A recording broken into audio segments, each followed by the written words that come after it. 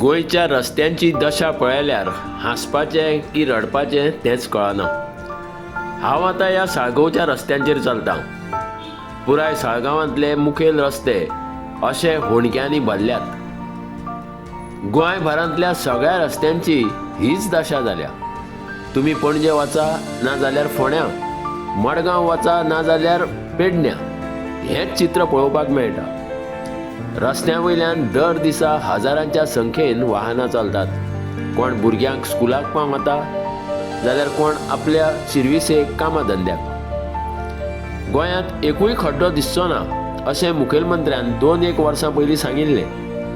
तेन्ना तो रस्त्या वयल्या खड्ड्या संदर्भांत उलयल्लो काय तो उल्लेख कसल्या तरी दुसऱ्या खड्ड्याचो आसुये।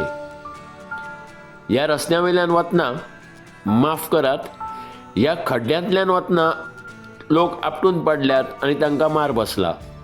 कांय जाणांची हाडांय मोडल्यात। सद्या रस्त्यार खड्डे आसात वो खड्ड्यांनी रस्तो, हो प्रस्न लोकांक पडला। साळगांवचो आमदार केदार नायकान ही समस्या विधानसभेत मांडल्या। ती सरकाराच्या कानार पडल्या। आतां सरकारान कान उक्ते दवरलेले आसल्यार पुरो।